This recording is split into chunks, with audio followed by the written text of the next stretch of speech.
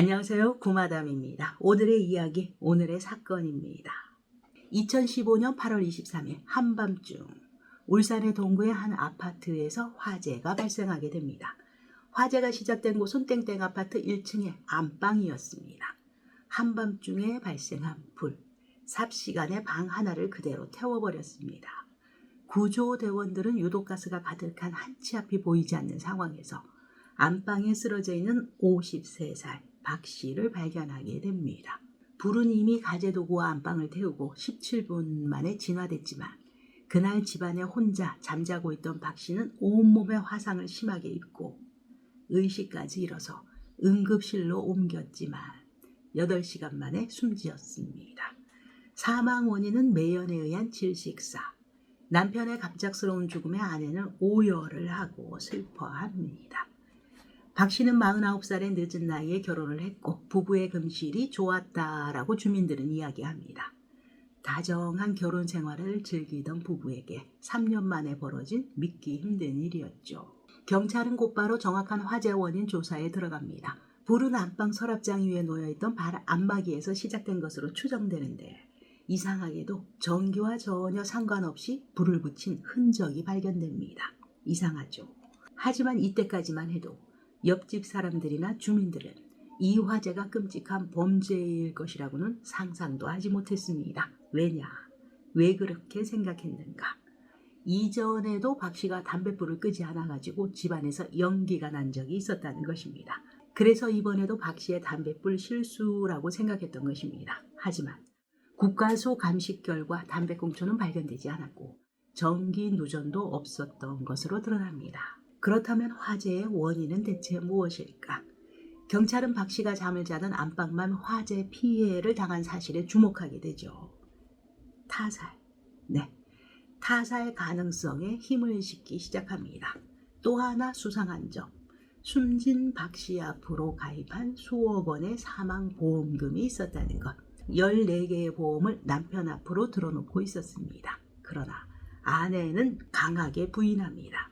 내 직업이 보험 설계사다. 나의 영업 실적을 올리기 위해서 필요할 때 하나둘씩 들어둔 것 뿐이다 라고 진술하죠. 들어보니 또 이해가 갑니다. 남편 앞으로 고액의 사망보험을 많이 들었지만 아내를 의심하기에는 증거가 부족하죠. 더구나 아내는 화재 발생 2시간 전에 지인과 약속이 있어서 외출 중이었다는 것입니다. 그 현장에 없었습니다. 그러니 당연히 CCTV 확인해야죠. 그날의 상황은 아파트 CCTV에 고스란히 담겨 있었다고 합니다. 화재가 발생한 8월 23일, 아내는 저녁 6시 20분쯤에 일단 집에 들어옵니다. 그리고는 잠시 후 남편이 집에 도착했고 아마도 퇴근해서 들어오신 것이겠죠. 그 후 남편은 다시 집을 나갔습니다. 술 약속이 있었다고 합니다. 그리고 남편이 다시 집에 들어온 것은 9시 20분쯤. 네. 이때 아내는 남편이 집에 돌아와 술을 한 잔 더 마시고 잠이 든 것을 확인한 후에 10시 54분쯤, 그러니까 11시쯤이죠. 밤 11시쯤 지인의 가게 개업식에 참석하기 위해 외출을 하게 됩니다. 결국 아내는 다음날 자정이 넘도록 지인의 가게에 있었던 것으로 확인이 됩니다.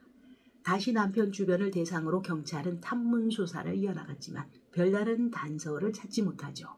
사건은 미궁 속으로 서서히 빠져들고 있었습니다. 아파트 주차장 CCTV에 외부 침입 흔적이 없었고 또한 사고 당시 아내는 외출을 하고 있었죠. 화재 당시의 상황을 아는 사람이 아무도 없습니다. 그런데 사건 해결의 실마리는 현장에 있었습니다. 방화 용의자를 찾기 위해 아파트 주변의 모든 CCTV를 일일이 확인하던 중 아파트 주변을 정확하게 비추고 있던 방범TV였죠. 어느 순간 짧게 순간적으로 뭔가 휙 도망가는 듯한 느낌을 주는 물체. 네, 그런 물체가 포착됩니다. 자세히 보니 몸을 숨기고 황급히 도망치듯 현장을 빠져나가는 한 남성. 방화 용의자로 의심할 수밖에 없는 모습이죠. 아파트 CCTV를 피해서 아파트 뒷문으로 나간 남성. 그대로 담벼락을 넘어서 사라집니다. 경찰은 남성의 도주로를 따라서 CCTV를 추적해 나갑니다. 그리고 그가 어느 만큼 갔을 때 어느 지점에서 서성거리면서 어디론가 전화를 거는 모습이 포착됩니다. 그리고 잠시 후 휴대전화를 이용해서 콜택시를 호출하고 난 뒤 타고 사라지게 되죠. 경찰은 그 시간에 그 지역 통신수사를 통해서 전화번호 명의자를 알아냅니다. 그리고 그 남성을 찾게 되죠. 방화 용의자는 50대 최모 씨. 숨길 수 없는 증거 때문이었을까요? 최 씨는 경찰의 예상을 깨고 순순히 범행을 인정했다고 합니다. 최 씨는 도대체 숨진 박 씨와 어떤 악연이 있었기에 이렇게 끔찍한 범행을 저질렀을까? 네. 범인은 피해자를 혼내줄 생각뿐이었다. 죽일 의도까지는 없었다라고 진술합니다. 경찰은 범인과 피해자와의 관계를 확인하기 위해서 그의 휴대전화를 확인하게 되죠. 내역을 들여다봅니다. 그 결과 범행 당일 수십 차례 연락을 주고받은 누군가가 있다라는 사실을 알게 되죠. 통화 속 인물의 정체는 다름 아닌 숨진 박 씨의 아내 50대 한모 씨였습니다. 불을 질러 사람을 살해한 범인과 숨진 피해자의 아내. 당연히 두 사람의 관계에 대한 조사가 진행됩니다. 그런데 경찰 조사에서 아내 한 씨는 범인 최 씨와 이종 사촌 사이라고 말합니다. 먼 친척이다.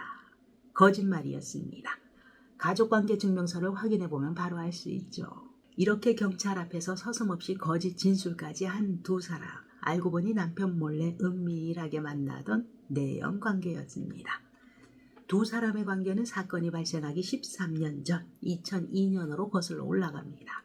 남편 박 씨와 결혼하기 전 광주에 살았던 아내 한 씨. 우연히 택시를 탔다가 택시기사였던 최 씨를 알게 됩니다. 처음 만난 순간부터 대화가 잘 통했다는 두 사람. 급속도로 가까워지고 결국 연인 사이로 발전하고 한동안 사귀었다는 것입니다. 하지만 얼마 되지 않아 직장 문제로 아내 한 씨가 울산으로 오게 되면서 두 사람은 이별했고 한 씨는 남편 박 씨를 만나 늦은 나이에 결혼을 하고 새로운 가정을 꾸렸다는 것. 이때 남편 박 씨는 초혼이었고 아내 한 씨는 재혼이었다고 합니다. 그렇지만 두 사람에게 그것이 걸림돌이 되지는 않았다고 합니다. 이 부부는 주위에서 부러워할 만큼 다정하게 잘 살았었다고 하는데요. 똑같은 취미를 공유하면서 행복하기만 할 거라고 생각했지만 결혼 생활 어느 때부터인가 갈등이 시작됐다고 합니다. 아내의 말에 의하면 술을 마시면 박 씨가 가정폭력을 했었다. 네, 아내의 주장입니다. 그러던 중 2013년 내연남 최 씨와 SNS를 통해서 다시 연락하게 됩니다. 가정폭력으로 힘들어하던 아내에게 다시 걸려온 내연남의 연락. 거부할 수 없는 따뜻한 위로가 되었을까요? 한 여인이 이야기하는 범행의 이유, 가정폭력은 사실이었을까요? 한 씨의 어머니는 사위가 술만 먹으면 내 딸에게 폭력을 휘둘렀다고 주장했습니다. 폭행은 물론 방문을 부수는 등 난폭한 행동을 했다라고 주장했죠. 남편의 폭력을 견디다 못한 내 딸이 여러 차례 경찰에 신고도 했다라고 이야기합니다. 당시 신고를 받고 출동했던 경찰도 이 부부를 기억하고 있었는데 이렇게 경찰은 이야기합니다. 폭행 사건이 접수되기는 했지만 나가봤더니 경미했다. 폭언을 신고한 경우도 있었는데 박 씨와 한 씨가 어떠한 자동차 구매 이야기를 하다가 다툼이 생겨서 남편이 사과 조각을 얼굴에 던졌었던 일이 있다라고 이야기했습니다. 이때 결국 남편과 헤어지기로 한 아내. 이혼을 요구했지만 남편은 거절했다고 하네요. 그래서 여기까지 온 걸까요? 네. 죽은 박 씨의 어머니는 아연질색했습니다. 며느리가 사촌 동생이라고 시어머니에게도 소개를 했었다고 합니다. 그런 사람이 내 아들을 죽인 범인이었으니 그 마음이 어땠을까요? 이 사건이 제대로 밝혀지기 전 박 씨의 장례식장에서 이 두 사람은 장례식이 끝나기도 전에 부조금부터 챙겼다고 합니다. 게다가 장례 중에 죽은 박 씨의 회사에 서류를 챙겨 넣어서 빨리 회사에서 지급되는 위로금을 달라 그렇게 신청도 했다고 합니다. 돈이 뭔지 참 무섭네요. 사건 진행 한번 살펴보도록 하겠습니다. 이들은 범행 한 달 전부터 범죄를 계획하게 됩니다. 먼저 아내 한 씨, 아파트 CCTV 사각지대 책임지고 파악합니다. 그리고는 자신의 핸드폰으로 일일이 사각지대 CCTV 사진을 찍어서 내연남 최 씨에게 보내줍니다. 이때 남편의 오토바이, 박 씨의 오토바이가 약 3,500만 원의 고가랍니다. 그래서 이 오토바이에는 CCTV가 달려 있었다고 하네요.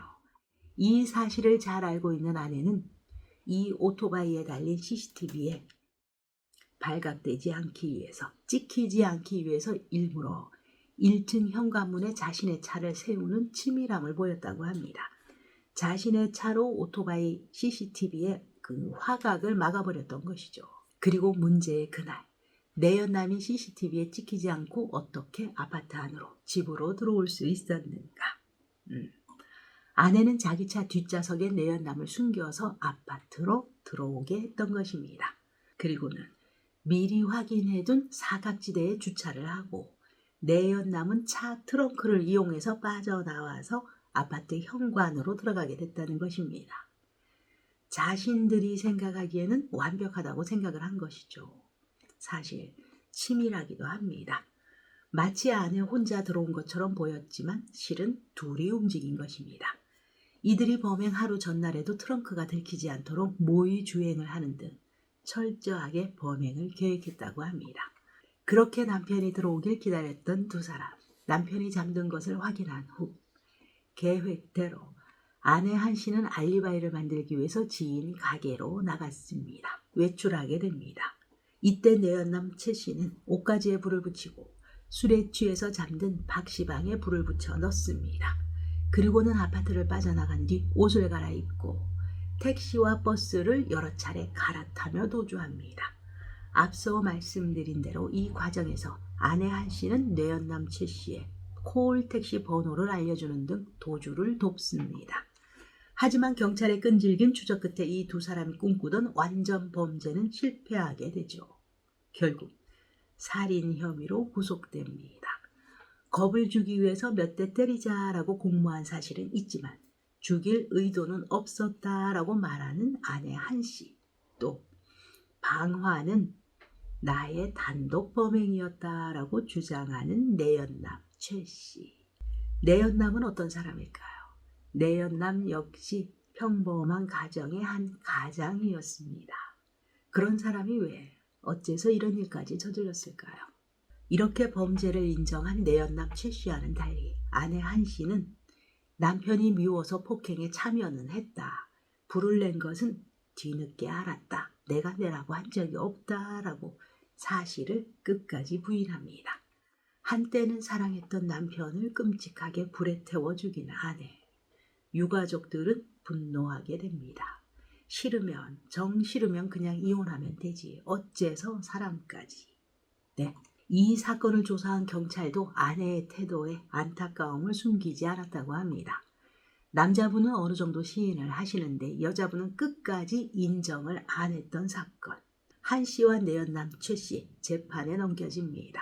검찰은 내연 관계에는 이들이 살인을 공모한 증거로 사건 한 달 전 한 씨가 광주로 찾아가서 내연남 최 씨를 만났고 한 씨가 이 자리에서 남편이 싫다, 식물인간으로 만들어버리자라는 말도 했었다는 것. 최 씨의 경찰 조사 때 한 진술을 법정에 제시하게 됩니다. 또한 검찰은 범행 사흘 전 대포폰을 구매한 내연남이 수시로 이 아내와 통화한 내역이 있는 점과 내연남에게 이 아내 한 씨가 500만 원의 돈을 타인 명의로 계좌로 송금한 것.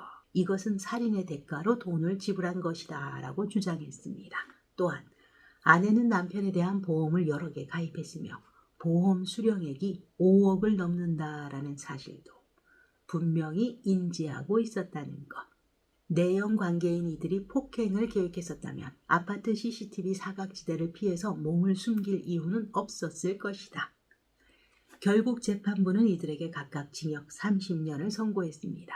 만취 상태에서 평소처럼 자신의 집에서 잠이 들어 자신을 방어할 능력이 전혀 없는 피해자를 끔찍하게 고통 속에서 숨지게 했고 많은 사람이 거주하는 아파트에 불을 지르는 등 범행 수법이 매우 대담하고 위험했다라고 밝혔습니다. 이 사건을 정리해보자면 내연 관계에 있던 두 사람이 걸림돌이었던 남편을 살해하고 보험금까지 노린 철저한 계획 범죄였다는 것입니다. 늦은 나이에 아들이 결혼한다면 누구보다 기뻐했던 그 어머니는 며느리에 의한 비참한 최후를 맞은 아들, 네, 아들을 눈물로 보내고 말았습니다. 오늘의 이야기 여기까지입니다. 여러분의 소중한 시간 오늘도 저와 함께 해주셔서 대단히 감사합니다.